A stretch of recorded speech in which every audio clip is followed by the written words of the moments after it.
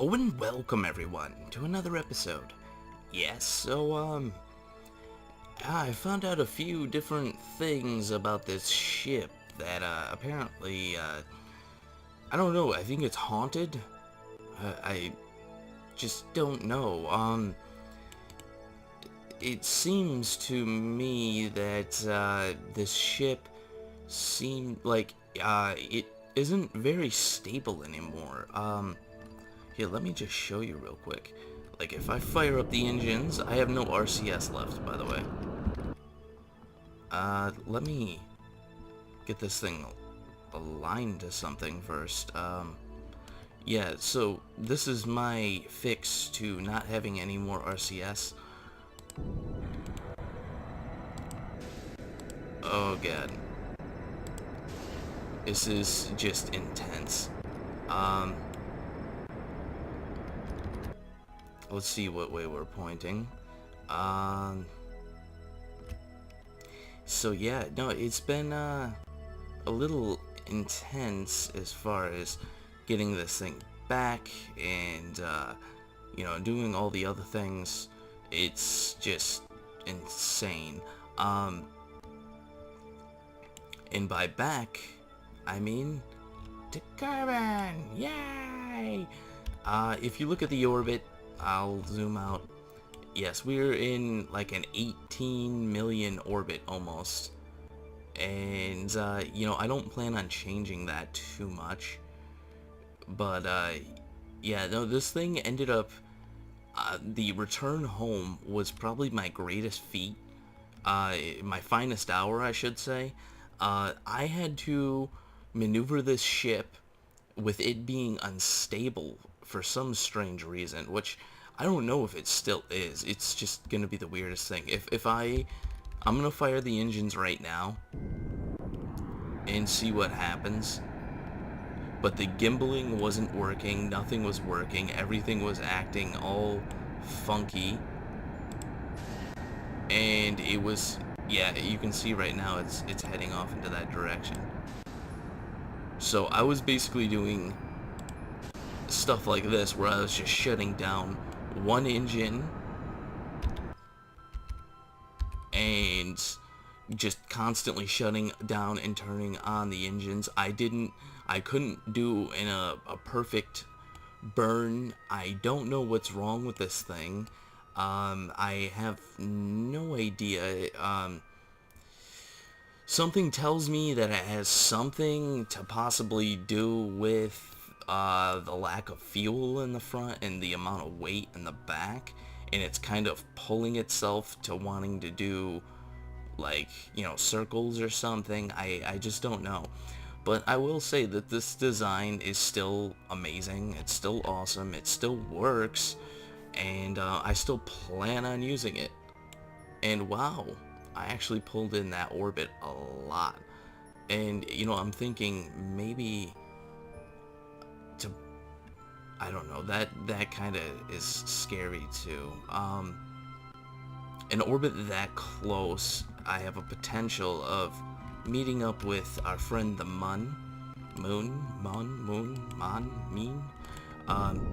and yeah, no, he doesn't really take kindly to people being close to the moon. So I think I'm just going to maneuver around again and then burn out and give this thing, you know, the orbit it had before. Because honestly, once you get out here, a minor burn like I just showed you guys really doesn't, you know, it doesn't really take a lot to change your orbit drastically. So I think I'm just going to put it back out again.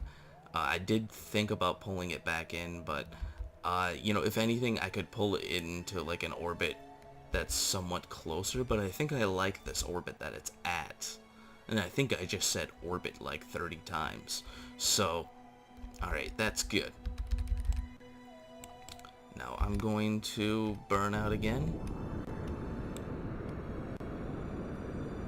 I just want to, whoa. I don't think I turned those engines back on. Yeah. Stupid mistake. There's no force this way. Alright. Yeah. The minute you guys can say you maneuvered a ship with nothing but the engines and doing burns, this is just probably the strangest thing I've ever done in this game. Yeah, now this orbit, now the orbit's all wonky. Oh god. Please don't interfere, Moon. We like you, and we don't... Okay, thank you. Yeah, I don't know what the influence, the sphere of influence on the Moon is that will, you know, affect your orbit.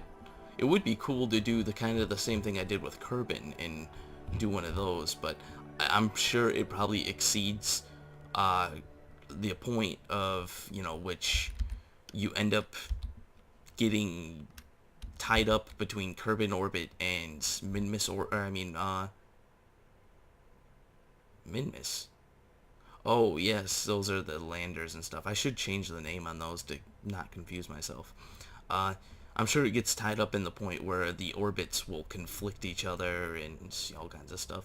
Minmus would be cool to do, though. I'm sure Minmus, you could probably get that out somewhere far. That would really look weird to have. You know, it already looks kind of funky because I got stuff in orbit around the moon, and then I got all this stuff that's like super close. All these freaking satellites everywhere, and Minmus, or the Kerbal Space Station and all that stuff. But you know, then, you know, I was thinking, imagine doing one of these where it kind of makes a circle around it. And I find this even more awesome is that when you zoom out to like the more of the planet view, you can still see the Kerbin Deep Systemic communication satellite, like that far out. You know, eventually it all just kind of becomes a blob, but you know, once you're out like right here, you can still see the orbit of that satellite, which is kind of intense a little bit. So, yeah. You know, I know this isn't going to be the longest episode. I figured I'd show you guys that I did make it back to Kerbin. And where's Minmus? I should be able to see Minmus someplace. I don't really know where it's going to be. Wait, so if Kerbin and all that good stuff is right there, Kerbin and the moon is there. That means if I look over to my left, I'll be able to see Minmus, possibly. I don't even see anything. I'm sure somebody in the comments is gonna be like, dude, Minmus is like right there. You don't see it? How do you not see it? Every single time. Oh, wait. Minmus. Ha ha ha, I found you. But, yeah, no, this was gotta be one of my most intense missions. I do have a few other things planned. You know, you'll eventually notice some of the new things I've been doing, and, yeah. Anyways, guys, thank you for watching. If you like what you see here, subscribe, and, yeah, check out my Facebook and Twitter. I always post my latest updates on there, you know, when my videos come out and stuff, so you always will know when I have a new video. And, yeah, I will see you next time.